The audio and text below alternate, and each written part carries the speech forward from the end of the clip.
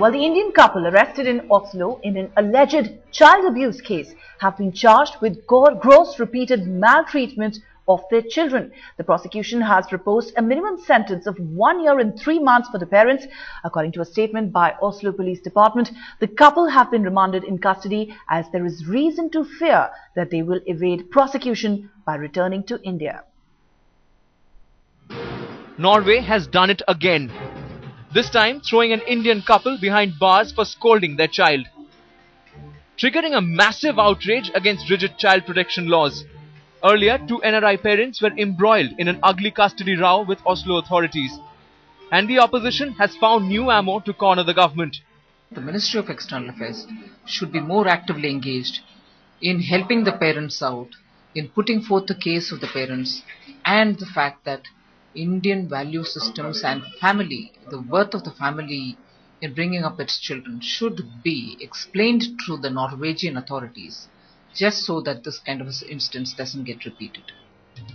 But India is not ready to intervene or unleash a diplomatic offensive on Norway, abandoning the couple to their fate. The ruling Congress is echoing the government's insensitive stand. किसी भी मुल्क के अंदरूनी कानून में हिंदुस्तान कभी मदाखलत नहीं करता है। जो कुछ नॉर्वे के अंदर हुआ है उसकी तफसीलात मुझे मालूम नहीं है। अगर कोई बात ऐसी हुई होगी जो ज्यादती की है तो यकीनन हमारी सरकार नॉर्वे से बातचीत करेगी, लेकिन हर मुल्क का अपना कानून है और उस कानून की इज्जत वहां के रहने वालों को करनी ही चाहिए। The couple, Chandrasekhar and Anupama, have been charged with repeated abuse of their son and threatening to send him back to India for wetting his pants. The prosecution in Oslo has pressed for a minimum sentence of 1.5 years in jail for Chandrasekhar and 1 year and 3 months for Anupama. The final judgment in the case will be pronounced by the Oslo District Court on December 3rd. The government of Andhra Pradesh, however, is standing rock solid behind the aggrieved couple. The Chief Minister has all assured help to Chandrasekhar's family and has shot off a massive to the Norway embassy. Questions are being raised on Norway's understanding of Indian culture. There is a lot of cultural differences between India and Norway, so they have to make a consideration of all these things, because the persons who live in Norway, they have their own style of living, lifestyle. People in India, they have their own lifestyle. As the mom started leaving the premises, the country, the child once again started to show the initial deterioration he had.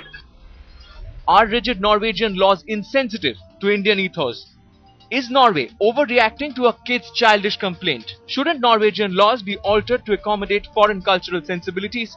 And isn't there enough precedent for Norway to introspect on rigid laws? Bureau Report, Headlines Today. Well, for more on the story, we are now joined by noted human rights activist Suranya Iyer. Ms. Iyer, thank you very much for joining us here on Headlines Today. The Indian government is ready to give them consular access. The parents who are now facing a sentence of up to 1 year and 3 months in prison on charges of reprimanding their children. Do you think the Indian government needs to intervene and do more? Well, I mean, they've been providing consular access, so I mean, there is some intervention.